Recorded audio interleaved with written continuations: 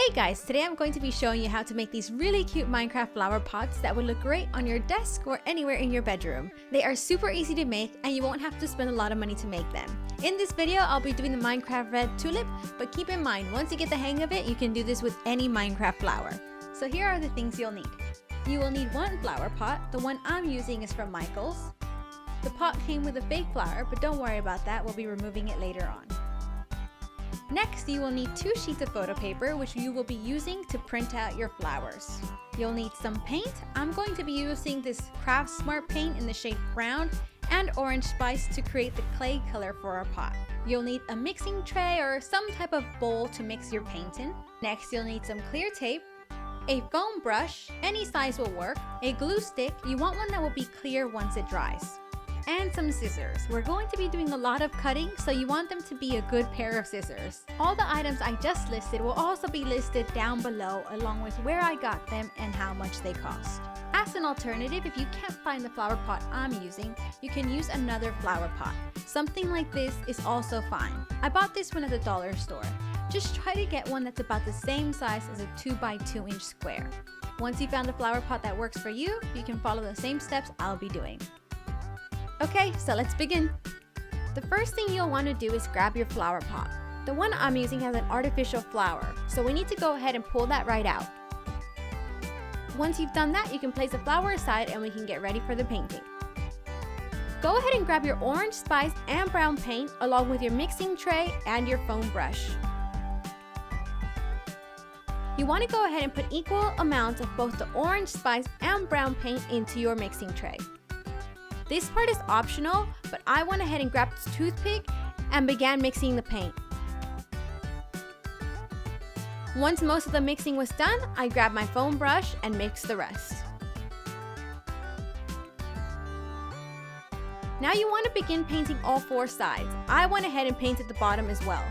I found that brushing the paint on first and then using a dabbing motion gave it a nicer finish. Don't worry if it isn't perfect, this is only the first coat.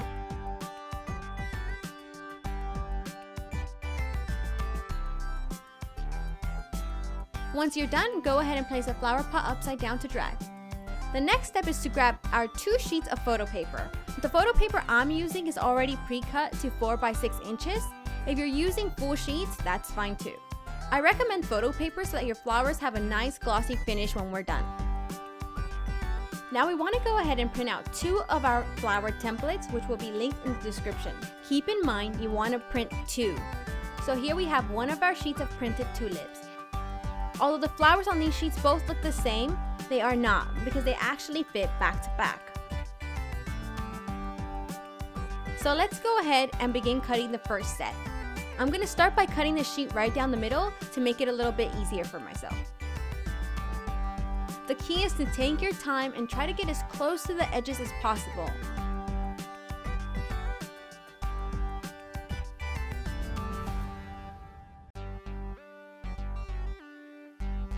Once we've cut one flower, let's begin on the next one. So now we need to repeat the steps again, but this time with our second sheet so that we end up with 4 individual flowers in total.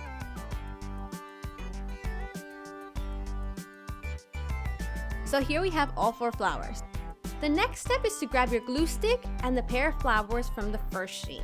You want to glue both flowers back to back. Make sure to put the glue all over, focusing on the corners and the edges.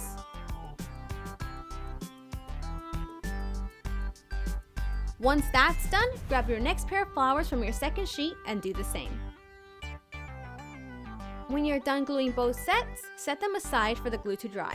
So while the flowers are drying, we're going to go back to work on our flower pot. Let's turn our flower pot right side up again and begin painting the top. Make sure you try to get as close to the inner edge without painting our dirt. Once we've done that, we're going to grab our flower pot by placing one finger at the top and our thumb at the bottom to give it a second coat. You want to go ahead and kind of rotate the pot as you paint the sides. Once the flower pot dries, it's all done. So now we want to go back to our tulips. As you can see, there's some places where you can see the back of the other flower where it's white. You want to go ahead and very carefully trim those parts off from both of your individual flowers.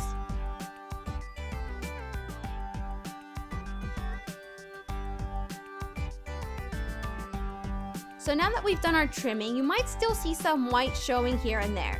And even if you look on the side of our flower, on the thin edge, you'll have some white showing. This part is optional, but if you don't want the white to show, you can go ahead and grab a red and green marker.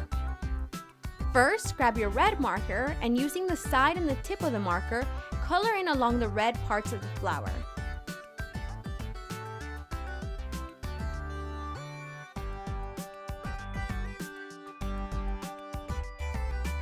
Once that's done, grab the green marker and do the same on the green portion of the flower. If you do choose to do this, make sure you do it to both of your flowers. So now that we're done with our flowers, we want to go ahead and join them together. How we're going to do this is we're going to grab one flower. Starting from the bottom, we're going to want to cut straight down the middle, going up 6 blocks. Now grab your next flower. This time, starting from the top, we're going to want to cut straight down the middle, going down 6 blocks. Now that those cuts are made, we can go ahead and slide both flowers into one another.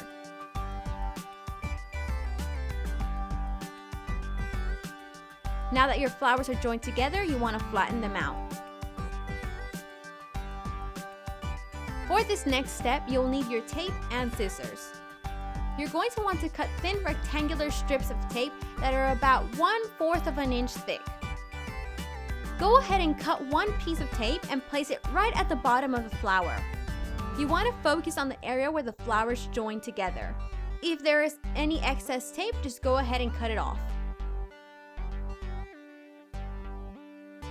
Now you want to open up the flower to another side and do the same thing. Make sure you do this to all 4 sides.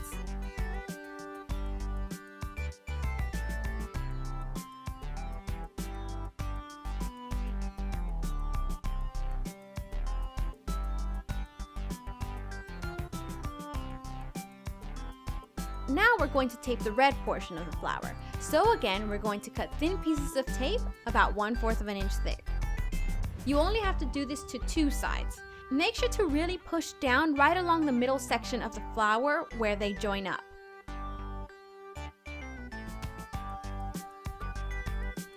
Go ahead and flip your flower over and again do the same thing. Once you've done that, your flower is complete.